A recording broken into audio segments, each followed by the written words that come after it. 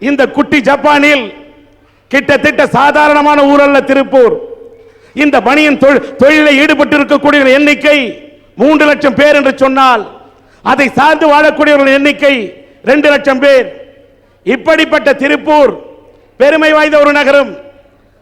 காலையிலே சூரியன் உதிக்கின்றான், இரவிலே சந்திரன் உதிக்கின்றான், இரவும் பகலும் மாறி மாறி வரும் என்று 24 மணி நேரமும் தொழிலாளர்கள் பணியாற்றக்கூடிய சுறுசுறுப்பாய் இறங்கக்கூடிய ஒரு நகரம் தான் இந்த திருப்பூர். அது மட்டுமல்ல, 2006ஆம் ஆண்டு கணக்கின்படி ஏற்றுமதி திருப்பூரில் இருந்து ஏற்றுமதி செய்யப்பட்ட தொகையின் மதிப்பு 10,250 கோடி. இது இந்தியாவிலேயே தமிழ்நாட்டை தலை நிமிர்ந்து காட்டக்கூடிய அளவுக்கு 10,250 கோடிக்கு ஏற்றுமதி என்று சொன்னால் நீங்கள் நெஞ்சை நிமிர்த்தி ஒரு தடவை கைத்தட்டி கொள்ளலாம். அது மட்டுமா, இந்தியாவிலே ஒரே ஒரு பள்ளிக்கூடத்தில் 7,000 மாணவிகள் பெண்கள் படிக்கக்கூடிய ஒரு பள்ளியை ஜெய்வாய் என்ற அந்த பள்ளியை கொண்ட மாநகரமும் இந்த திருப்பூர் தான் என்று சொன்னால் மிகையாகாது. அது மட்டுமா, ராஜராஜ சோழன் காலத்திலே கட்டப்பட்டது இங்கே திருப்பூருக்கு அருகே இருக்கக்கூடிய பூண்டி என்ற அந்த ஊரிலே இருக்கக்கூடிய அருணாச்சலேஸ்வரர் கோயில். அந்த கோயிலுக்கு, அந்த திருத்தலத்துக்கு என்று ஒரு மகிமை. எப்படி என்றால், அங்கே இருக்கக்கூடிய ஒரு கிணத்திலே மனநிலை பாதிக்கப்பட்டவர்கள் குளித்தால் அவர்களுக்கு மனநிலை தெளியும் என்று சொல்லக்கூடிய அளவுக்கு அப்படிப்பட்ட புண்ணிய ஸ்தலமாக அந்த பூண்டி கோயில் விளங்கி கொண்டிருக்கிறது. எல்லாவற்றுக்கும் மேலாக இன்றைக்கு சுதந்திர நாட்டிலே வாழ்கிறோம். இந்த இந்தியாவுக்கு சுதந்திரம் வாங்க வேண்டும் என்பதற்காக வெள்ளையன் அடித்த போது அடித்த அடியை வாங்கிக் கொண்டு அடித்தாலும் உதைத்தாலும் வதைத்தாலும் அவனை வெட்டி புதைத்தாலும் இரத்தத்தை சிந்தினாலும் என் சித்தமெல்லாம் சுதந்திர தாகம் என்று சொல்லிக்கொண்டு கொடுமைகளை தாங்கிக் கொண்டிருந்தாலும் கையில் ஏந்திய கொடியை கீழே போடாமல் உயிர் விதித்தானே அந்த கொடிகாத்த குமரன் வாழ்ந்த பூமி இது. அந்த பூமியிலே சன் டிவி நாட்டரங்கத்தை நடத்துவதில் நாங்கள் மிக்க மகிழ்ச்சி அடைகின்றோம்.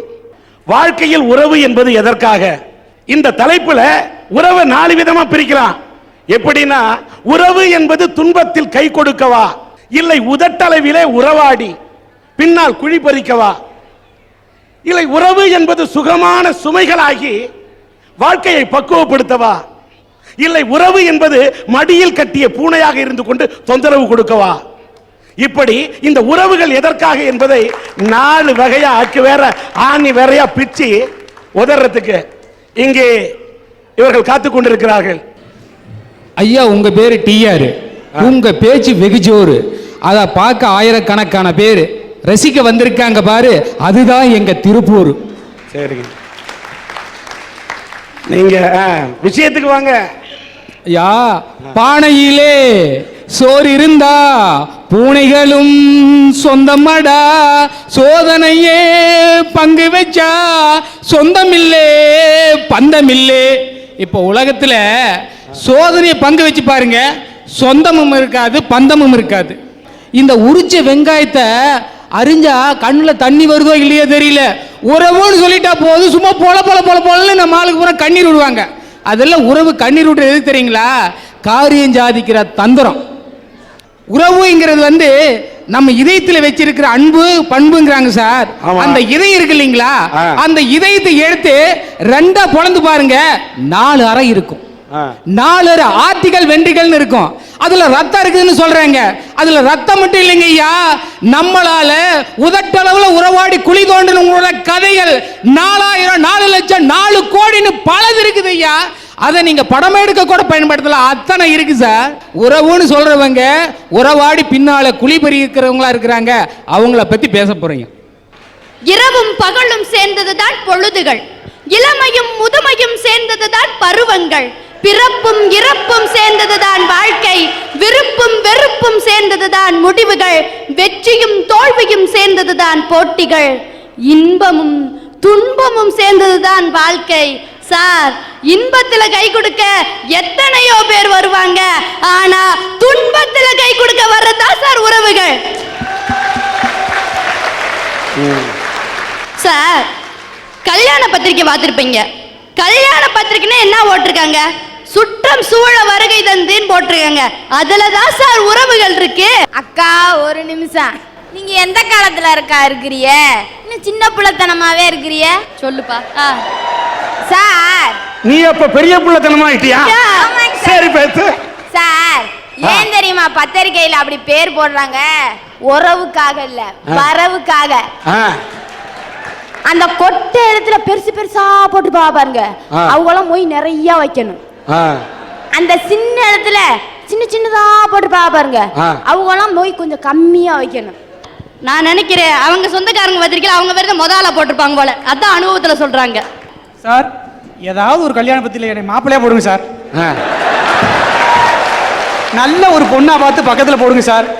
இவனா சினிமா டைரக்டர் எல்லாம் படம் எடுத்தீங்க உறவுகளை பத்தி. மாப்பிள்ளை அவங்க தானே? ஆமா சார். அம்மாட்ட சொல்லுக்காரு. இல்ல சார், சாவுட்னா இப்போ கல்யாணம் விடுனா நான் தான் மாப்பிள்ளை ஆகணும், சாவுடலாம் நான் தான் பணமாகணும். வாடறதுக்கான வழியை யோசியா ஐயா. உறவுங்கிறது துன்பத்துல கை கொடுத்து காப்பாத்துறதுங்கிறதுக்கு மகாபாரதத்துல இருந்து ஒரு நல்ல கதை சொல்றேன் கேளுங்க. சொல்லுங்க.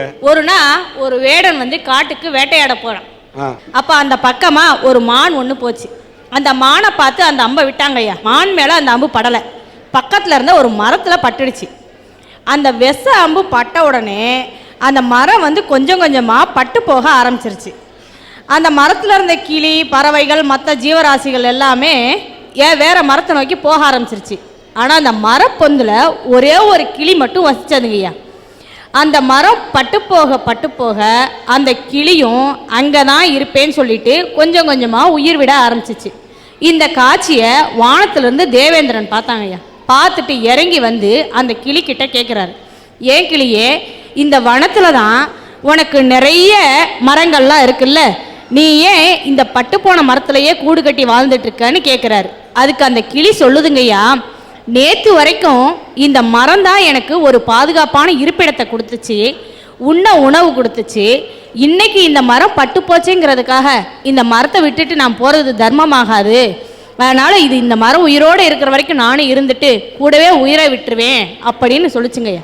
கிளி சொன்னதை கேட்டு ரொம்ப சந்தோஷமாயி, கிளியே உனக்கு என்ன வரம் வேணும்னு கேட்குறாருங்க. அப்போ கூட அந்த கிளி தனக்காக ஒரு வரம் கேட்காம அந்த மரம் நல்லபடியாக தழைச்சி வளரணும்னு தான் கேட்டுச்சு. உடனே அந்த மரமும் நல்லா தழைச்சி வளர்ந்துச்சு, அந்த கிளியும் நல்லா இருந்துச்சு. இது மாதிரி தானுங்கய்யா நம்ம வாழ்க்கையிலையும் நம்ம சொந்தக்காரங்க கஷ்டப்படுறப்ப நாம் கை தூக்கி விட்டோம்னா அவங்களும் நல்லா இருப்பாங்க, நாமளும் நல்லா இருப்போங்கிறத பற்றி தானுங்க அவங்க கிட்ட சொல்ல வந்திருக்கேன் நான். சபாஷ், உறவை என்ன அழகா விளக்குனீங்கம்மா, சூப்பர். சார் சாமியே சிம் கார்டுக்கு அலைதான், பூசாரி புது செல்லு கேட்டாராம். புது செல்லு, புதுமொழிலாம் எடுத்து விடுறியாத்தா? இப்படி இருக்கு இவங்க சொல்ற கதை.